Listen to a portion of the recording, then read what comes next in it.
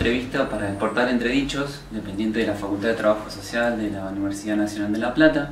Hoy tenemos el agrado de contar con Juan Carlos Volnovich, médico, psicoanalista. Recibió el premio de la estatuilla de Margarita de Ponce de la Unión de las Mujeres Argentinas por sus contribuciones al campo de la teoría de género, e incluso entre otros premios ha recibido también el premio CONEX en el año 2016. Sin más preámbulos, Juan Carlos, gracias por tu tiempo. Te queremos preguntar si ante el avance del colectivo feminista se pueden percibir nuevas formas de relacionarse, nuevas articulaciones, y cómo eso de alguna manera impacta en el colectivo masculino. Hay cambios, y sin duda en estas últimas décadas, y en función de justamente, no solo del feminismo contemporáneo, sino de todo el movimiento mundial de mujeres. Se han producido algunos cambios en la estructura del patriarcado, pero son cambios a veces auspiciosos, y a veces uno reconoce que el patriarcado tiene sobros recursos como para que esos cambios queden neutralizados y se produzca en realidad una modificación al estilo gato paradista, ¿no? De que algo cambie para que todo siga igual. Pero efectivamente todo el movimiento feminista ha contribuido por lo menos a la visualización de ciertos fenómenos que hasta ahora, injusticias que hasta ahora estaban ocultas y naturalizadas.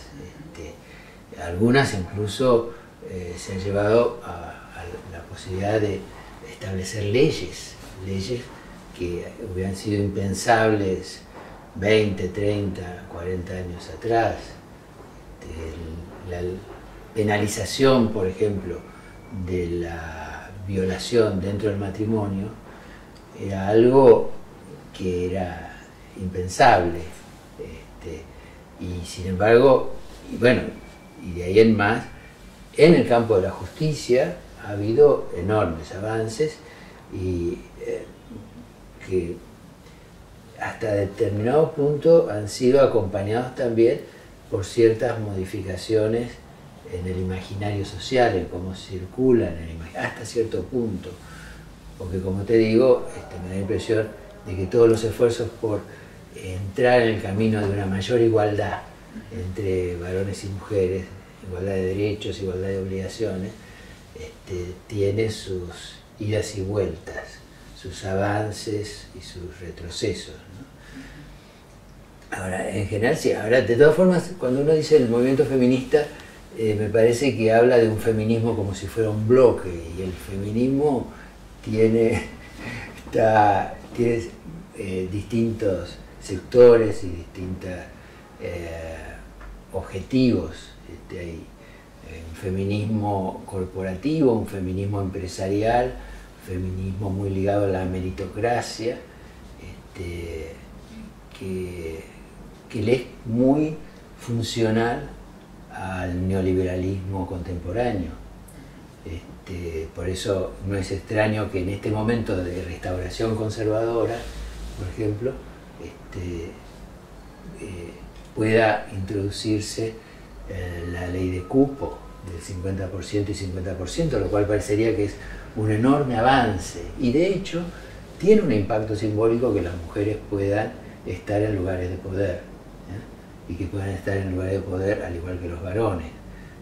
No es inocente que en este momento haya en el mundo mujeres que estén en la cúpula de la pirámide del poder.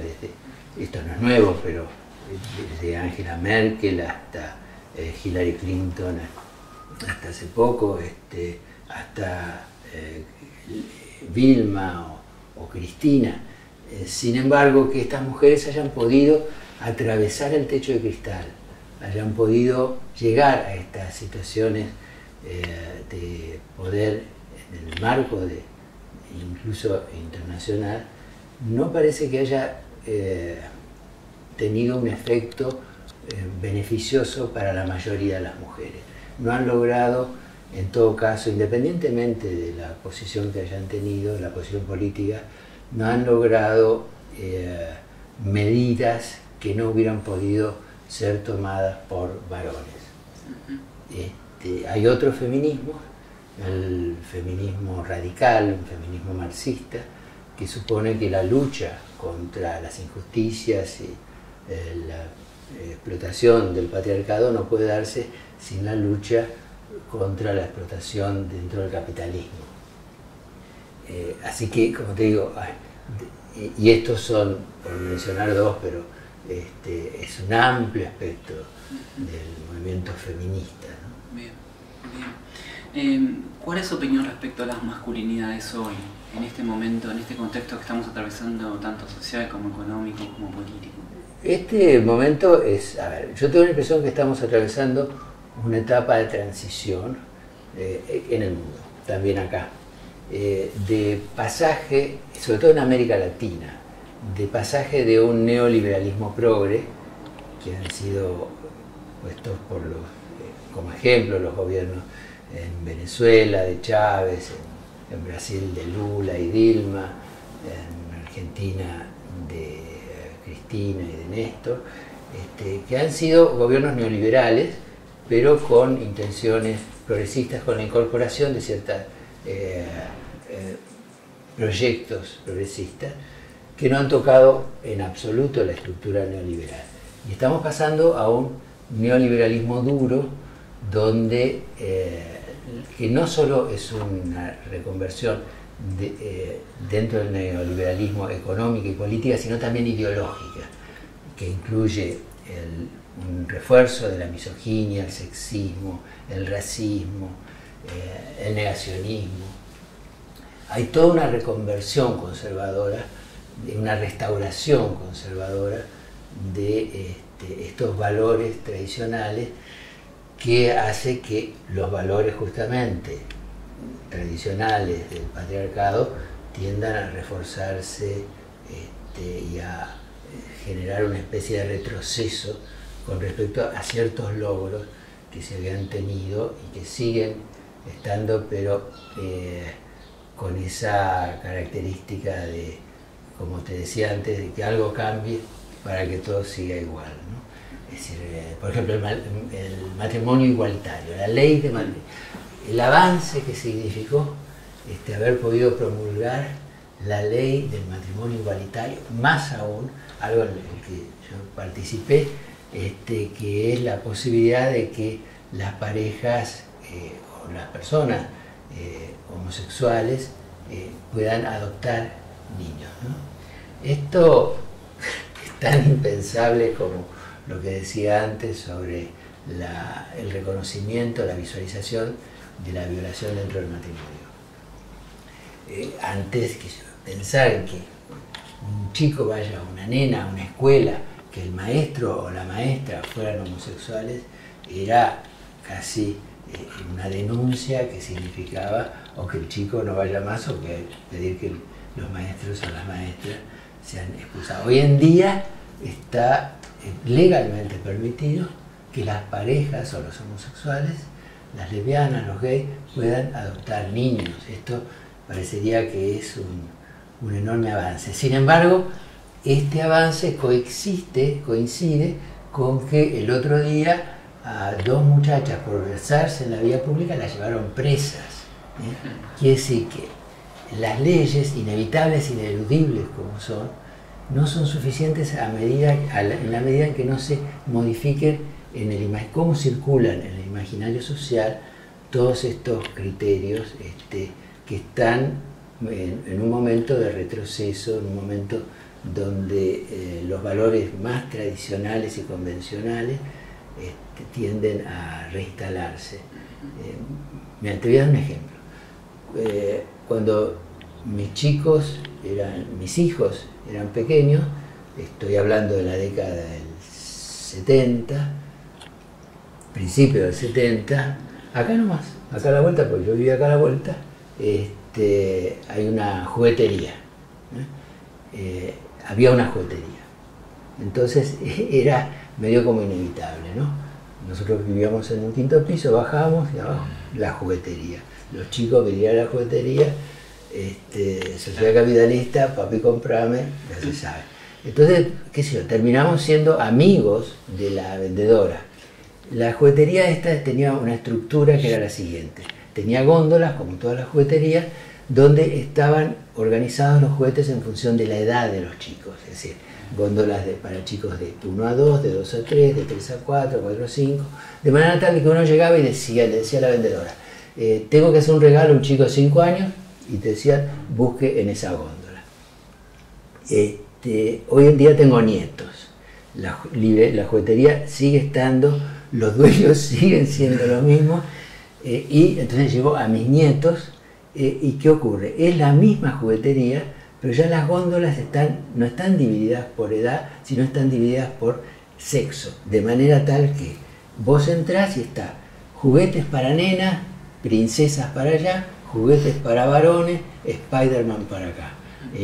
Y es clarísimo porque solamente los colores, los chicos ya saben si son varones para qué lado, de manera tal que parecería que la diferencia de género subordinó a lo que antes era la diferencia etaria. Y eso me parece que, pese a que, por un lado, como te digo, parecería que en las nuevas generaciones sobre todo hay una mayor aceptación de las diferencias, sin embargo, el aumento de los femicidios, la crueldad y la violencia contra los homosexuales tiene una vigencia y en cierto sentido podría decir un aumento, de manera tal que son luces y sombras, como suele decirse ahora, sobre el mismo fenómeno, ¿no? Sí, bien complejo en sí mismo. Y para ir cerrando, Juan Carlos, ¿cuáles serían a tu criterio algunas estrategias posibles o probables de abordaje ante situaciones de violencia sexual al interior de organizaciones o instituciones? Lo que dije antes, lo reitero, las leyes, la promulgación de leyes es ineludible, inevitable e insuficiente. Pero no hay que dejar de trabajar en especie de lobby para tratar de cambiar la legislación.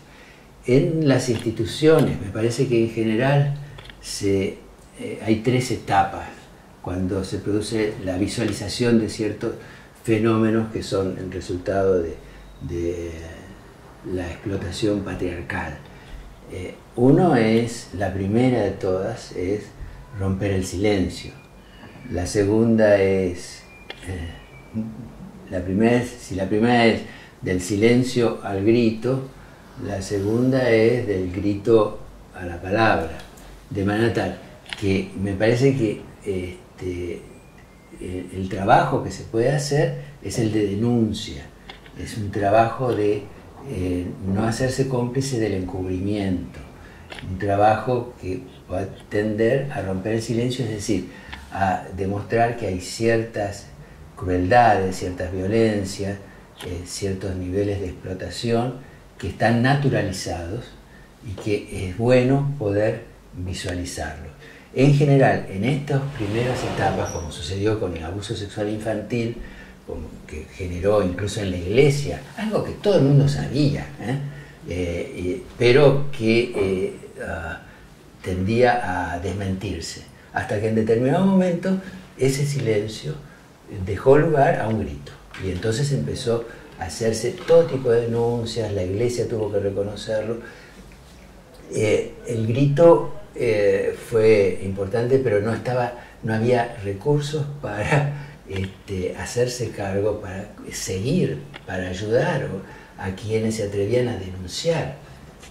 Igual lo mismo pasó con mujeres golpeadas, que bueno, se las ayudaba para que hicieran la denuncia, pero una vez que hacían la denuncia, al no tener dispositivos capaces de sostener eso, lo que se decía es revictimizarlas, porque se las devolvía al mismo lugar, ya esta vez después de haber hecho la denuncia, exponiéndola a situaciones mucho más críticas que antes de hacer la denuncia. Entonces me parece que primero es romper el silencio, después es aceptar que haya un periodo inevitable de gritos, de denuncias exageradas, Yo creo que en cierto sentido esto del acoso sexual del acoso sexual en general, está en este momento en pleno auge, que empezó con Hollywood y después el Congreso norteamericano y la televisión argentina. Todas las denuncias me parece importantísimo porque tienden a romper en el imaginario esta idea de que eso es natural, que es normal y hasta que es bueno. Ahora, de todas formas, esta cantidad de denuncias son gritos de alarma que hacen a que ese fenómeno deje de estar, digamos, aceptado como algo natural, como algo de usos y costumbres, que así somos, como característica. Pero hace falta transformar esos gritos en palabras, transformar esos gritos en dar algún tipo de captura simbólica de esta situación y en esa estamos en esa y en la vuelta a la situación anterior, porque ante la falla de la escucha de esos gritos hay una tendencia otra vez al silencio y no son etapas que son superadas claramente, sino que hay una simultaneidad a veces de esas tres. Porque lo que yo puedo ver, lo que puedo ver en la clínica, que es muy limitado, pero no solo en la clínica, sino a veces en instituciones, con jóvenes, es que hay ciertas modificaciones en la relación, sobre todo en las nuevas generaciones, de varones y mujeres, que tienen que ver sin duda con todo este movimiento, estos cambios.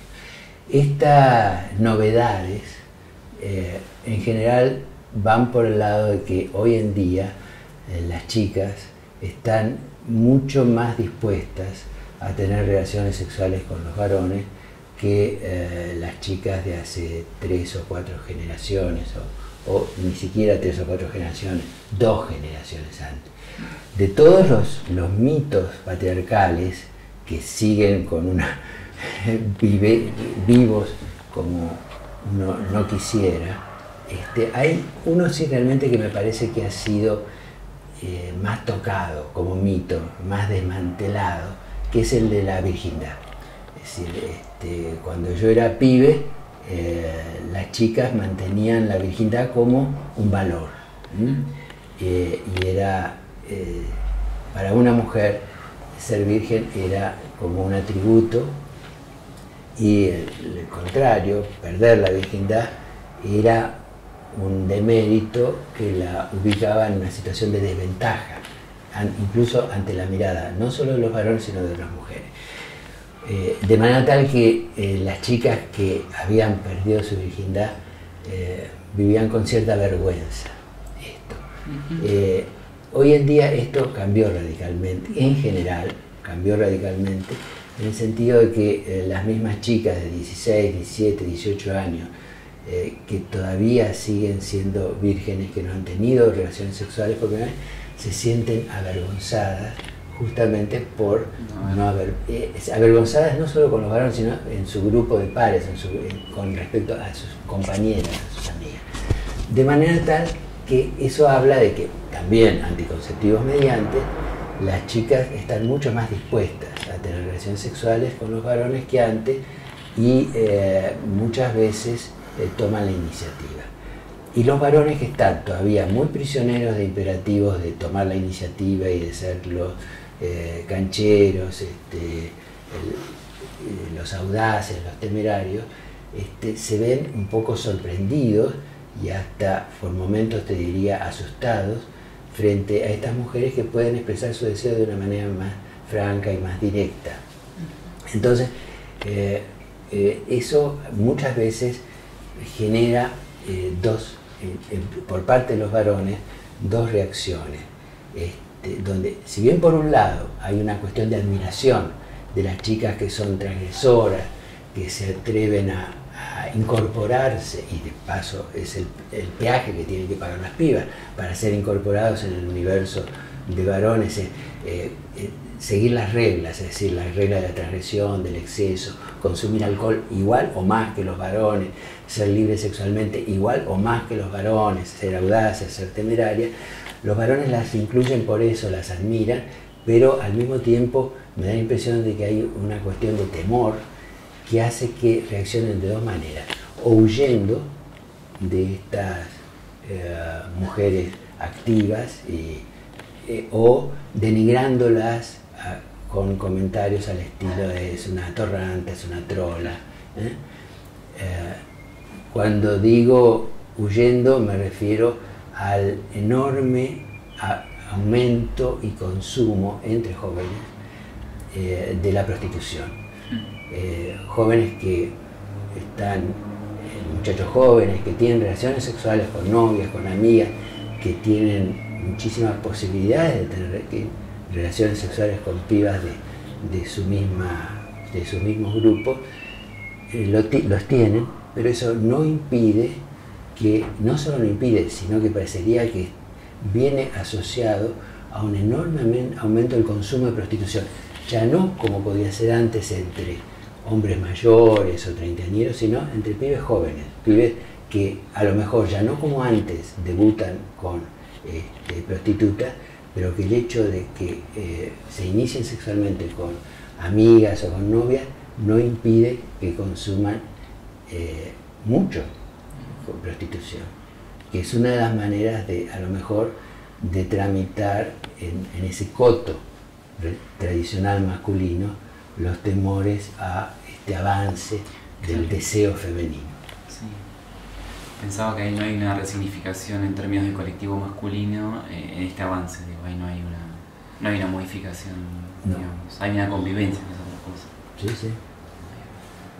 Además es para eso, el consumo de prostitución no es otra cosa que la manera de sacar chapa y de pagar el peaje para la incorporación dentro del universo de varones. Bien, bueno, bien, Juan Carlos, queríamos agradecerte tu tiempo, haber participado en la entrevista y bueno, quedan invitadas e invitados a poder visitar esta entrevista y otros contenidos que están en el portal entredichos.trabajosocial.unlp.edu. Muchas gracias.